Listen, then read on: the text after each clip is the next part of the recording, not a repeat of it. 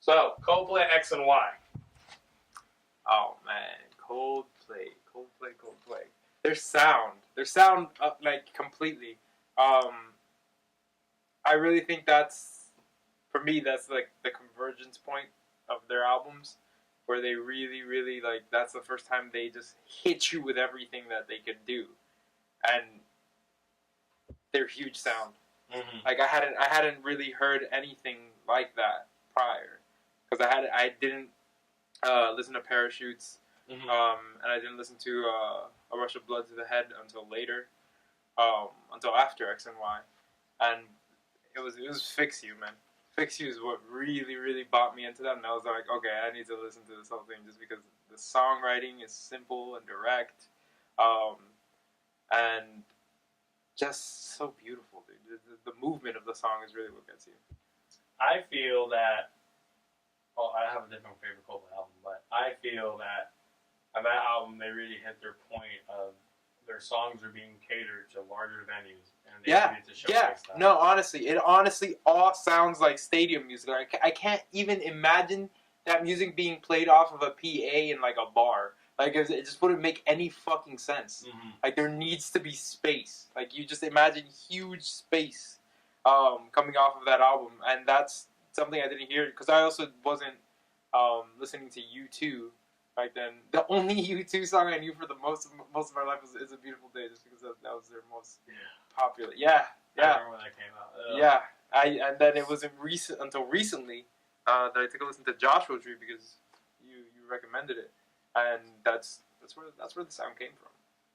What do you think of the problem I have with the album is while the songs are very well written, I feel that there's a handful of songs, a good 5, are stronger than everything else on the album, and it doesn't make it cohesive. So you're kind of saying, like, do I think that those songs like carry the album? I would think so, and that's why I didn't select it as one of my favorites, because I feel 5 songs carry. If you can make that into an EP, those 5 songs would push everything. That's very true. That is very true.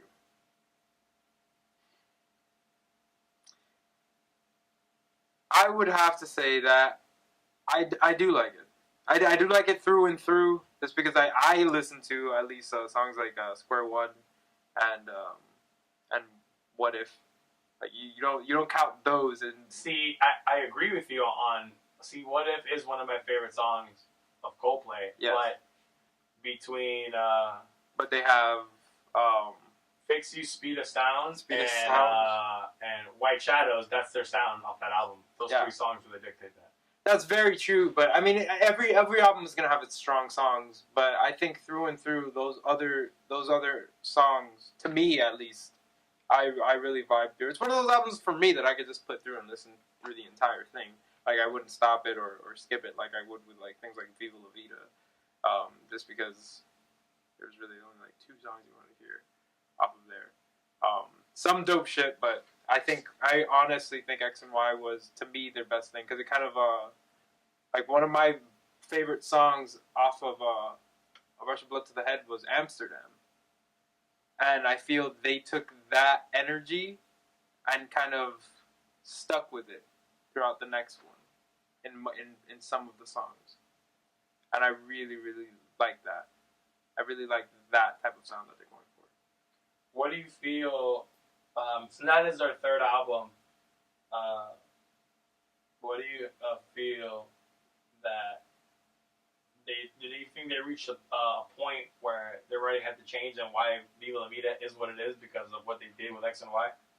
Yes, I definitely do think, because the thing is it's already, it was by that time it was already categorized as the standard Coldplay sound, and Viva La Vida was more, I guess, experimental in a completely different offshoot. It wasn't like completely bad, but to me it just wasn't as good as X and Y, just because it didn't have many of those tracks to like really carry it through or give it a voice. Like, it was just like you had the main track that I used to rule the world. Mm-hmm, yeah. And besides that, there wasn't really anything that's notable.